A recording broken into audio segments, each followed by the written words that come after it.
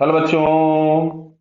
यहां लिखा है Bob of mass m Hanks by light in extensible string which is connected with a rigid support after passes over a smooth pulley p.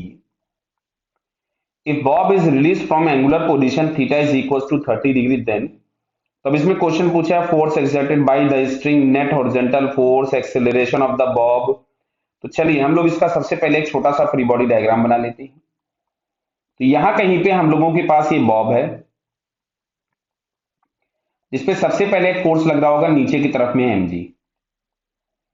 ये यहां से जो angle दिया गया है दिस एंगल इज 30 डिग्री।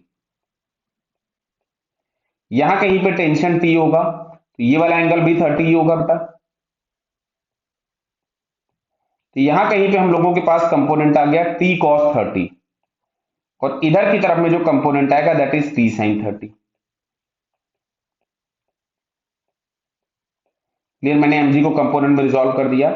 अब यहां से अगर हम लोग देखें, सॉरी ये mg होगा, ये T मैंने लिख दिया है, मैंने mg के कंपोनेंट्स रिजॉल्व किए हुए हैं तो this one is mg। Clear बताइए। तो अब अगर हम लोग यहां से चेक करें तो एक तो हमको मिल रहा है T is equals to mg cos 30।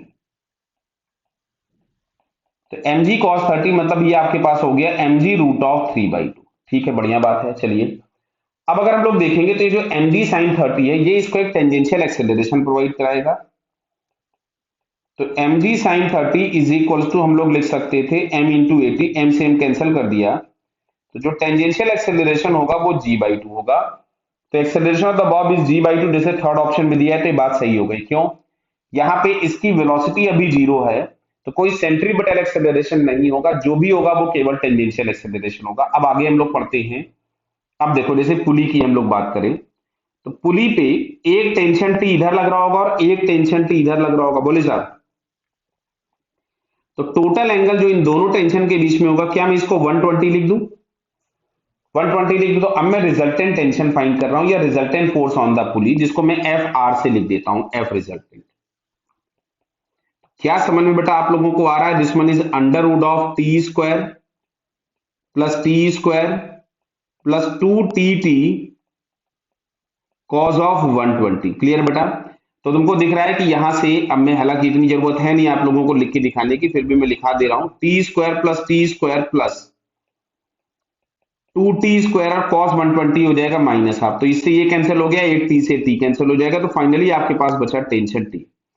तो जो पुली पे नेट फोर्स लग रहा है दैट इज टी, और टी इज इक्वल्स टू हमारे पास था mg रूट 3/2।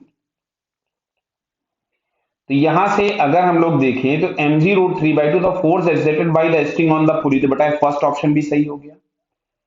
सेकंड वाले में दिखा है नेट हॉरिजॉन्टल फोर्स, तो अब मुझे हॉरिजॉन्टल फोर्स मेरे को चेक करना पड़ेगा। ध्यान से देखिए, तो हॉरिजॉन्टल फोर्स के नाम पे हम इस वाले टी के कंपोनेंट कर दें।